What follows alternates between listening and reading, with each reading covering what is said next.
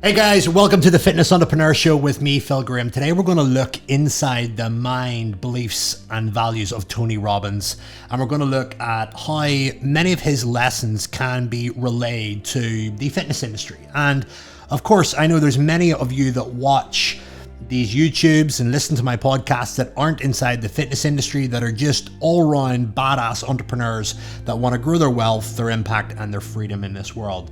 So let's get stuck in and look at what Tony has to say and how it can correlate to helping you grow your online fitness business this year. Before we get started, over 68% of you that watch these videos every single week haven't subscribed. So make sure you find the subscribe button in order to stay up to date with the latest in marketing, sales, and system, and most importantly, mindset videos that will help you grow your online fitness business this year. So if you haven't done it already, go and find it now and click it.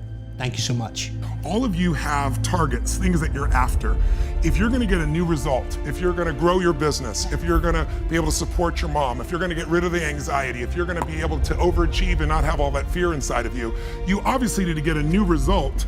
You're gonna have to get new action. We all know that. You don't get new results with old actions doing the same thing. Exactly. What human beings can do, this is a human being, believe it or not, I majored in art.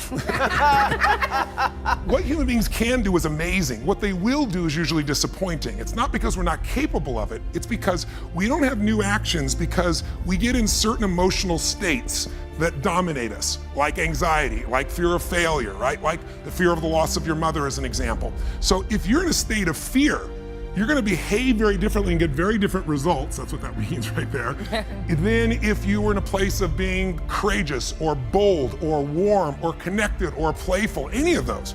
So the most important key to changing your life in any situation is to change results, you gotta change behavior, but to change behavior, you gotta change the emotional state you're in.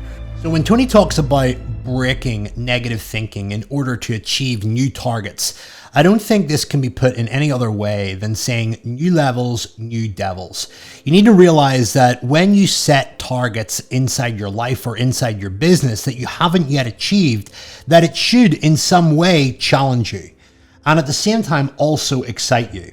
And what you've got to realize is that when you've set targets that both excite you and also challenge you, you will need to step outside your comfort zone. You will have to acquire new skills. You will have to acquire new support. And quite often that means disrupting what you've currently been doing to get the same results that you've got right now. If you want to get new results, you have got to change your behaviors. So you've got to look at the things that you're processing every single day. What are you looking at? What are you exposing yourself to?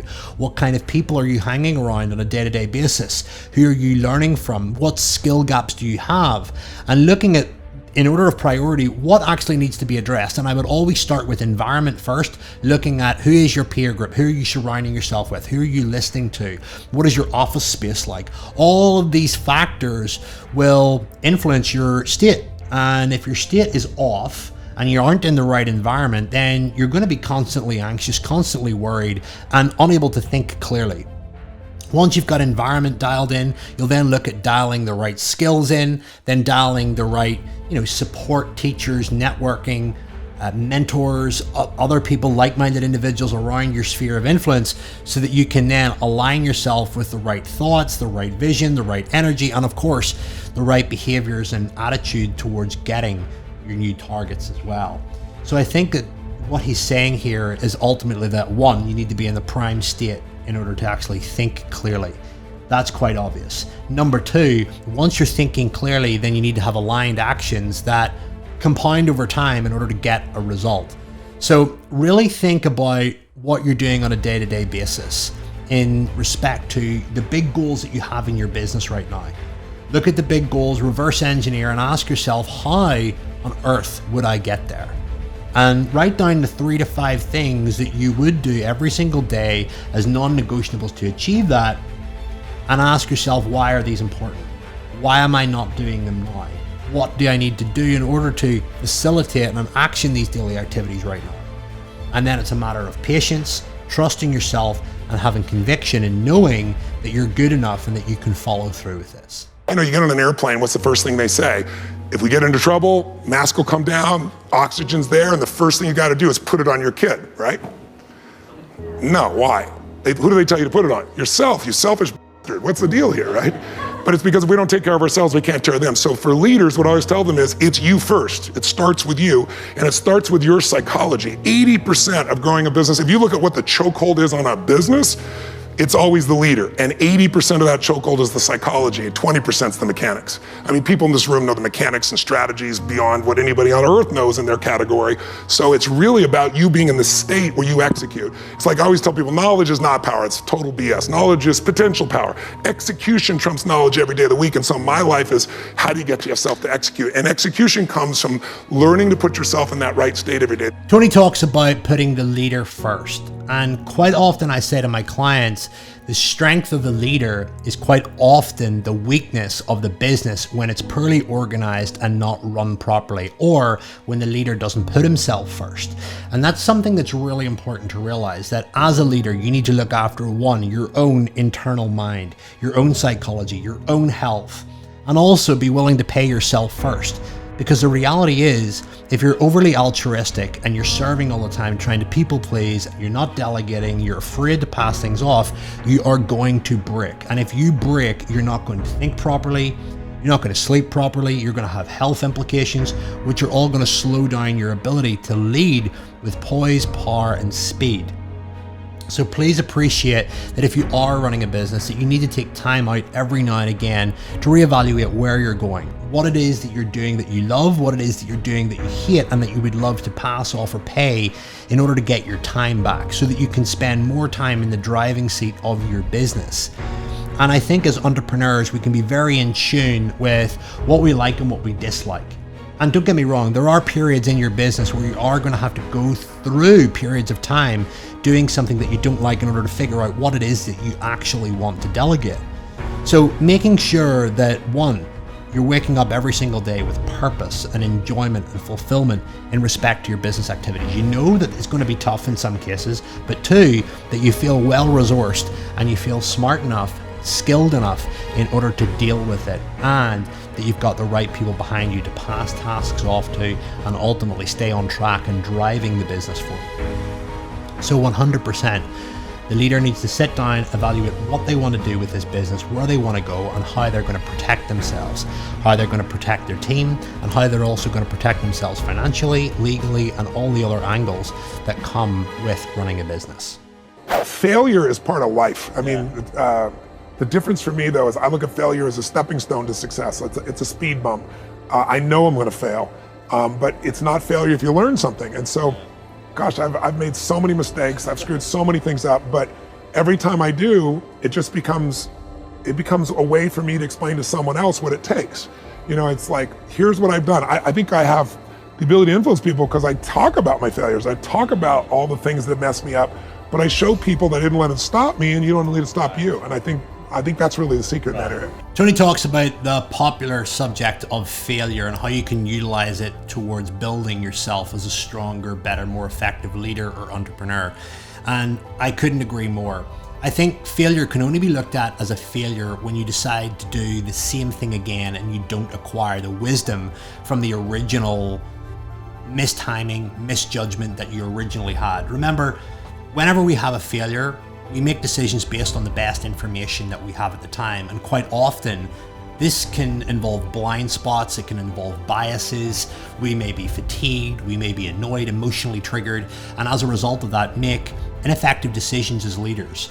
But ultimately, over the years, as you make more and more perceived mistakes, you will be able to build up a lattice work of wisdom inside your mind that ultimately allows you to go, I'm aware of that situation, I know how this plays out, and you pencil them together over time. And as you grow, the failures will get bigger, they will get harder, but quite often the gift that they yield is going to be 100% essential to allow you to go to the next level. If you look at any successful entrepreneur in the world, or even leader, they've all made mistakes, they've all had failures, but it's the ability to dissect the lessons, the meaning, and the wisdom from those failures and utilize them to move forward, both in themselves, in their team, and also in the market. And don't be afraid to fail. The reality is it's simply just going to give you feedback. If you know deep down that you've got a great purpose, that you're great at what you do, and that you actually enjoy the growth and the challenges that come with everything that you're doing, then you will 100% lock into challenges and utilize them to your advantage. In fact, they're a catalyst to help you learn quicker. So do not be afraid of making mistakes. Only be afraid of making the same choice again and not learning from those mistakes moving forward. That is critical in business. When people ask, what does it take to succeed? The one answer I give them is hunger. That hunger is the greatest asset that you'll see in everybody from Richard Branson to Google or an Apple or Facebook, these giant companies. You got to become a master of your ability to turn on your determination or your creativity or your hunger or your passion or whatever it is it's going to take for you to get from where you are to where you really want to be. Intelligence is so valuable, but there's so many smart people that can't fight their way out of a paper bag. Hunger is that part of you that says, I will not stop. I will not get up. I will not settle for less than I can be or do or share or give. I think the simple lesson here is having a hunger for what it is that you really want to do in this world. And linking that to, one, how you can serve others, help others, change their lives, but ultimately how you can grow yourself as an individual, as a leader, and as a servant. Because the reality is you can only build an inspiring life whenever you serve others and serve yourself as well equally. So having a hunger for actually impacting lives, changing lives with whatever skill or capacity that you may be a master at, and then learning how to systemize that into a repeatable process so that you can deliver it with predictability, with speed, and with confidence to know that your clients are getting the best result possible and that you are also getting paid for it. That is ultimately the goal of building a powerful business wealth building machine. The only way to deal with fear that I found in my life is a couple ways. One of those ways is to turn it on itself and ask yourself, what am I afraid of? If I'm afraid of that, I got to be more afraid of what I'm going to miss out on my mission, missing out on who I'm supposed to be. In other words, if you're not going to get rid of fear, then use fear. Use fear or it uses you. It's that simple. So you got to say, okay, what's the price if I just stay doing this? What's the price? What I need to really get scared if I learn all this and I don't follow through. That's something to be scared about. And then that fear will get you over your fear. It'll push you through. Turn fear on itself. Second way you can do it is use what you've probably heard me say, because I've used it since I was 17, is my little rocking chair test, right? I'm gonna sit myself in my rocking chair. I'm 85 years old. I'm looking back on my life, and I say, I didn't do this, or I did. Tony talks about fear, and without a shadow of a doubt, when it comes to growing and scaling a business, you will 100% experience fear. You'll experience fear of clients leaving, there being a lack of sales calls and lack of new clients coming in. If you build a team, you'll be scared of team members leaving or doing something behind your back. And you may also be scared of other personal things in your life, relationship, parents not being well, and a whole combination of events. So understand that fear is definitely going to come. And what you need to realize is, as the saying goes, fear, false evidence appearing real, can quite often be over-exaggerated or awfulized by us as entrepreneurs, because we tend to look at the worst case scenario, and ultimately it causes us to go into a spiral, and then it inhibits our actions. But I think one of the most important things that you can do when you experience fear is, one, give yourself permission to experience it. Two, actually sit in the fear. Three, once you've sat in that fear, ask yourself good quality questions. What is this telling me about myself? What is this telling me about my business? What is the worst case scenario? What would I need to do to protect myself against this scenario from happening again and again? If it did happen, what would I do? What is the downside? And again, sometimes when it comes to fear and mistakes in business, it's quite often linked to going broke or looking stupid or something like that. A really simple question to ask yourself is, what would be the most stupidest thing for me to do right now that would facilitate that worst case scenario? And simply avoid doing it. Because what you need to realize is that most success comes from simply avoiding problems, and that comes with good quality thinking, being around a good quality peer group, having an excellent environment to work from, a good clean home office, a good clean computer where everything's nice and organized, and also spending time to work on both your physical health and your mental health every single day, and taking regular time periods to actually look at your business vision and go, right, where do I want to go next? what do I need to do in order to get there? And running through in your mind experiments of how it would play out and looking at different options and then determining which one you're going to take. But there is going to be an element of faith in there as well, believing in yourself and entering into the unknown, especially if you start a fitness business or if you're looking to double your fitness business from 100K a year to 300K a year. That's something we help our clients with all the time. Double, trebling, quadrupling their revenue, adding in the new offers, the systems, and the team members so that they can fulfill that. And that requires a ton of additional management. It requires a up-leveling in personal identity so that they know and are aware of other people's emotions as a team, what they need to prioritize in terms of their time. These are all specific skills that are very important to entrepreneurs that want to continue to grow and evolve. So fear is natural. Sit in it, embrace it. Ask yourself good quality questions. What is it teaching me? What is it telling me that I maybe need to work on? Where is there a blind spot here that I could get caught out? How can I protect myself against this moving forward? And that fear ultimately yields a gift in terms of giving you quality answers when you ask the right questions that ultimately protect you and advance you as an entrepreneur. So very important. I should work harder. I should make more calls. I should. And then you know what? People don't do their shoulds and they get mad at themselves and they what I call should all over themselves. They beat themselves up about it. What changes people is when your should becomes a must. When suddenly the thing you said should happen has to happen. That's when human beings change. It's like if you want to take the island and you're the head of the army and you want to take the island, the most powerful way to take the island is burn the boats. Because if there's no way to go back, it's amazing what happens when it's a must to do something versus a should. That's what makes human beings succeed. So Tony talks about should-haves and must-haves. What you got to realize is when you say should have, normally that's being said because one, you either want to meet somebody else's expectation of you, or two, you were sort of half-hearted about something in the first place and really didn't want to carry through with it and didn't understand the importance of it in maybe achieving a particular goal or outcome that you now crave or now want. He talks about must-haves, and if you've been following me for a while, and many of my clients will know about the terminology that I use called non-negotiables in respect to business and in respect to personal life. And it's really, really simple. You've got to determine what you want to achieve in business. You've got to set that goal and you've got to determine the 3 to 5 non-negotiable actions or activities that you need to do every single day in order to achieve that. And we call this in business key performance indicators, which is the goal, and key performance activities, which is the daily activities that are aligned with that goal. And ultimately, you need to be following through on those activities or actions every day. And what that does is compound over time and align you with the outcome of that goal. It's not going to happen after 1 or 2 days of conducting your activities or actions. It's going to be after a prolonged period of time. So you need to ensure that you are super consistent.